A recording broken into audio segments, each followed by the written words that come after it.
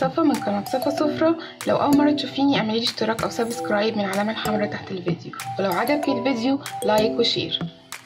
أنا هعمل النهاردة طريقة البرجر، بس برجر فراخ حلوة جدا وهتعجبكم قوي قوي.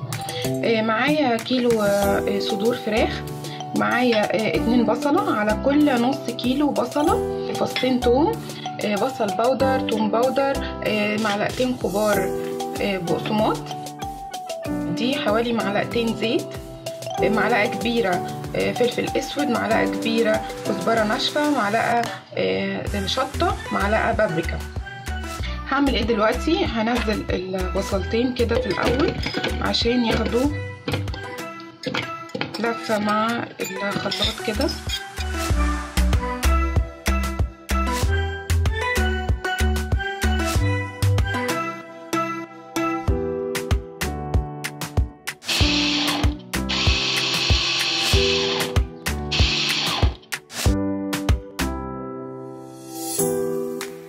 بعدين هنزل بالفراخ،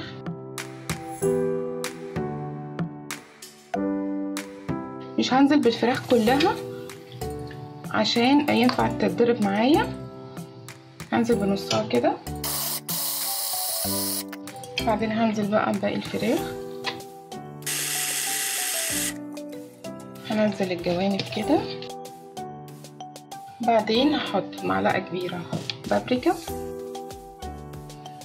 معلقة شطة، دي معلقة كزبرة ناشفة، معلقة فلفل اسود، معلقة توم باودر، بصل باودر،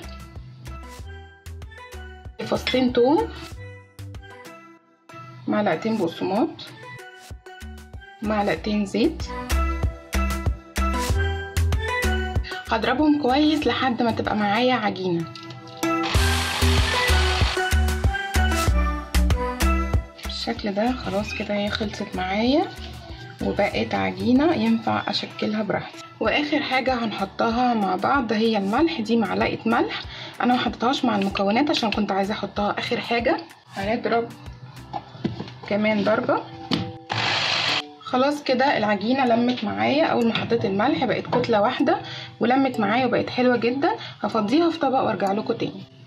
ودلوقتي خلاص فضيتها في الطبق. بصوا هي بقت قد ايه جميله ومطحونه كويس، الفراخ بالبصل بالبهارات تحفه. دلوقتي معايا دي غطا بلاستيك كده بالحجم ده، انا عايزه الحجم ده اعمل عليه. ومعايا كيسه اهو، ودول شويه ميه بسيطه.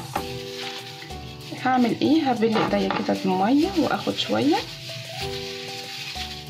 واحطهم هنا. الميه بتساعدني ان انا اعرف افردها وما تعجنش في ايديا.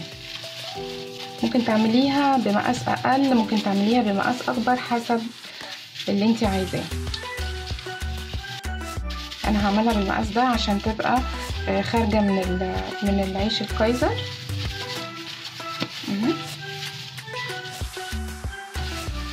واقوم جايبه الكيسه من تحت كده واقوم مخرجاها واحطها على طبق مفروض بالشكل ده.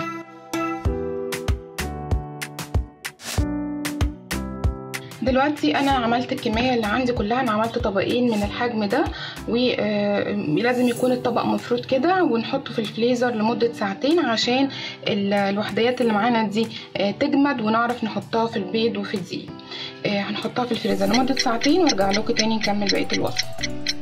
خلاص كده عدى ساعتين على الفراخ، وانا حطيتها في اكياس كده عشان اعرف اطلعها. هتبقى بالشكل ده. معايا بقى حوالي كوبايه دقيق، احط عليها معلقه بابريكا، رشه ملح بسيطه، وهقلبهم مع بعض كده. ودي بيضه حطيت عليها معلقه لبن ورشه فلفل اسود. كل اللي هعمله دلوقتي ان انا هجيب الفراخ هحطها في البيض بالشكل ده، وبعدين هحطها في الدقيق